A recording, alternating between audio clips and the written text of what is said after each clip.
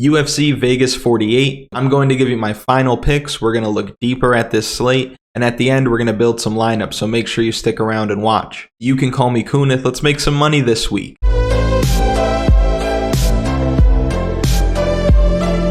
If you haven't already, go back and watch the first look and full card breakdown from earlier in the week. That's where I go over the slate fighter by fighter, salary by salary, talk about spots we like and spots that we don't like. And if you've been enjoying the content at all, consider liking the video, subscribing to the channel. Really helps me. I love the progress that we're making so far. I appreciate it. Now, since the first look, there have been 2 changes to the slate. We knew that these fights were coming, but at the time of the recording of the first look, they weren't on Draftkings. Now they are, and we can take a closer look at them, starting with Mario Bautista. He's fighting UFC newcomer Perrin, who's stepping in on kind of short notice. Bautista was supposed to fight Khalid Taha, which seemed like a competitive fight. I still thought that Mario Bautista was going to win. And now he's got a seemingly better matchup against a guy with less experience. And Mario Bautista, he's been in training camp. He's ready to go. Seems like a very safe play at 9,200. And he might come in a little under-owned, being added to the slate later and also being one of the more expensive options because the dogs this week don't look great. So safe play in Mario Bautista, good finishing upside, and a really good matchup. So Mario Bautista at 9,200, good spot. And then down at 8,800, Kyle Dawkis is fighting Jamie Pickett this week. And I'm happy we get to see Kyle Dawkis back in action. He's had the weird situation with Kevin Holland's fight.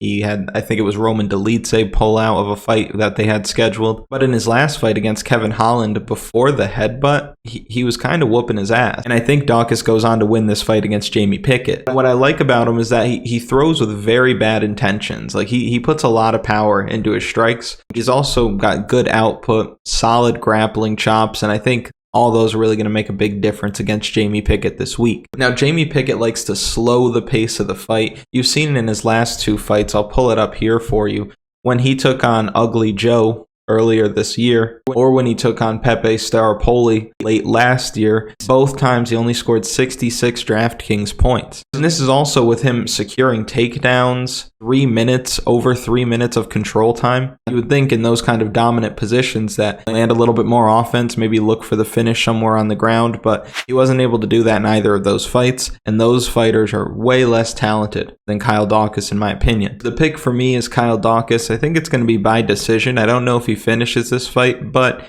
even in a decision, we've seen it before, he will put up a decent amount of points. I don't know if he's a must play. And the reason why I say that is because I expect a lot of people to get here. He's a must bet. He's minus 300. You can put him in your parlays to juice it up a little bit. But on DraftKings, you don't necessarily have to get to Kyle Dawkis this week. It's not like he has the best matchup at his price point, but I do like him to go on to win this fight. Now, just like last week, we have a situation where the underdogs in this card don't look great. Last week, I believe out of the 14 fights that we had, only 2 underdogs won. I wouldn't be shocked if we saw a situation like that again here. But there are a few value plays that have stood out to me at 8,000 and below. I'm going to get into them for you now. Gloria De Paula is interesting this week at 8,000. If she wins, so that means inside the distance, you're getting that finish bonus. Solid value because she's also going to be doing it on the ground, so she probably has some control time, maybe some significant strikes as well. But outside of that, I think a lot of the field is going to be playing Belbita this week, and I think it's justified, but if De Paula wraps up a submission, she's going to be on the winning lineup. I expect Gloria De Paula to be maybe the lowest owned fighter on the slate or very close to it. I expect Diana de Belbita to carry a decent amount of ownership, probably right in the middle of the pack in terms of ownership. So if you really wanted to get different at 8,000, if you want to take a shot at Gloria De Paula, it's not like she's completely outclassed here. This is probably the easiest matchup that she's had in the UFC so far. Abdul Razak Alhassan, he's 7,900. We know what we're getting with Razak Alhassan every single time. If he wins, it's a crazy first round knockout. We've seen 5 of them in his UFC career so far. But if that doesn't happen, then he loses the fight. Now, what he does have going for him this week, smaller octagon at the UFC Apex. Buckley is very hittable. We expect this fight to be finished, and he's the lower priced option of the 2. So there could be value here at 7,900. I still think Buckley goes on to survive that first round and then get the finish maybe in the second or third. But the possibility of a signature first round knockout from Razak Alhassan, very, very real. On DraftKings Sportsbook, this fight ending by knockout from either man is minus 250. Easy. Easy money. Seems like a lock, and you can use that to beef up your parlay tickets as well. Something like that. And Kyle Dawkis, minus 250, minus 300. Both of those are going to hit. At 7,700, we have Jim Miller. He's going to have a massive grappling advantage over UFC newcomer Nikolas Motta. He's going to have a massive experience advantage as well. And those two things together, I think he's live for a first round submission win. I think the safest bet for this fight, if you're just betting it straight, is under 2.5 rounds, because if Jim Miller wins, probably going to be inside the first round. But outside of that, he does get tired. He does leave himself exposed to being hit. And Nikolas Motta does throw bombs. So the later this fight goes, the less success I expect Jim Miller to have. And I could just see him getting tired and losing minutes late. I don't expect, though, that this fight goes the distance. This is very close on paper. I do have some faith in Jim Miller to get it done this week, so I think he's good value at 7,700. Not a must play, in my opinion, but I do like Jim Miller this week. Stephanie Egger is 7,600, and the more that I look at this fight, the more I like Stephanie Egger.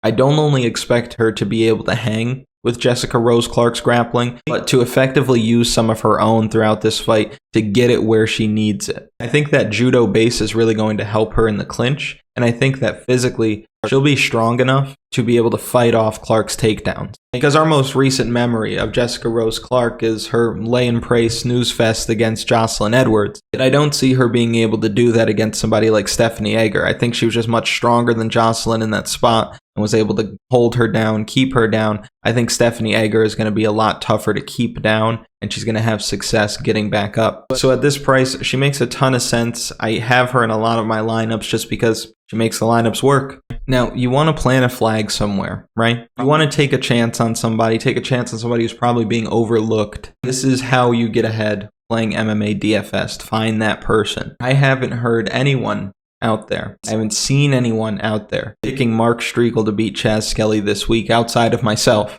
So I'm either 5 head, 400 IQ, big brain, or I'm small brain. But you know why they don't pick him? They're scared. And on this channel, we fear nothing. I want to make sure I'm clear on that. I'm going to tell you that Mark Striegl is the man this week at 7,500. Chaz Skelly hasn't fought since 2019. He's almost 37 years old. He's publicly said that this is his retirement fight. He only has one TKO finish in the UFC, which was back in 2015. And he's got 33% takedown defense. So the long layoff, stepping away from the fight game, little finishing upside, and poor takedown defense. But wait, there's more. Mark Striegl was one-tapped down at bantamweight by Said Nurmagomedov, so the recency bias is going to hold his ownership down, making him great leverage this week. And Mark Striegel's path to victory is go out there, explosively look for the takedowns, and then try to find the finish while you're on the ground. Most of his wins come by way of submission. You can see him having success against Chaz Skelly in this spot, and there's a lot being made of Mark Striegel's cardio, but there's a lot of question marks, in my opinion, about Chaz Skelly's cardio at this point in his career, so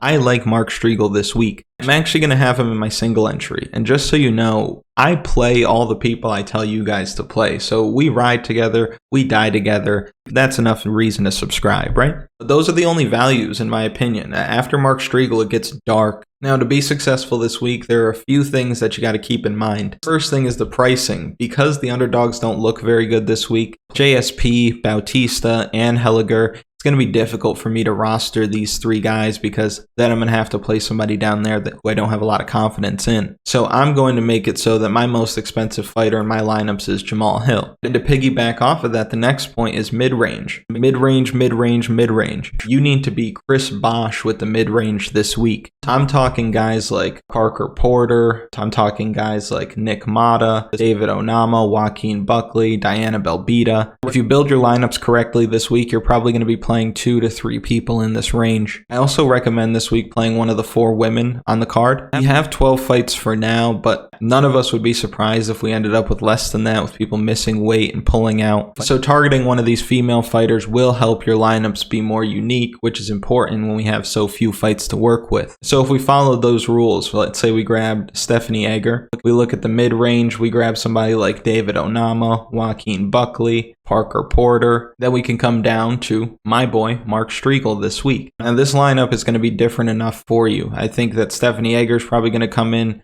at not the lowest ownership, but it's not going to be the highest either. This fight's going to be very highly owned. Joaquin Buckley's probably going to be more popular, but a lot of people are going to get to Razak Alhassan this week as well. Mark Striegl is coming in at low ownership in your contest. I can promise you that. And then you got Parker Porter, who's a lock this week. He's going to win this fight. Same with Jamahal. They're probably going to be in a lot of lineups. Now, if you wanted to come off of Parker Porter and get up to somebody like Mario Bautista just because he has the better matchup, that makes sense. If you're a little nervous about playing Joaquin Buckley, because rightfully so, you could go up to 8,500 and play Nikolas Motta. You've left 100 salary on the table, and you've got some pretty good matchups throughout. And on the other side, if you didn't think Nikolas Motta is going to win and you come down here to Jim Miller, and you've got 900 left over, you can come up from Onama and play all the way up to JSP, and it'll be possible. Now, how would you be able to play some of the more expensive plays? Let's say you wanted to play both JSP and Jamahal and Mario Bautista. How is that possible? You have to come down here and you have to make some difficult decisions. So I think your best bet is probably Jesse Strader if you were down at this range. You can go back to Mark Striegl, and now you've got 7,900 to work with. You could do something like Alhassan.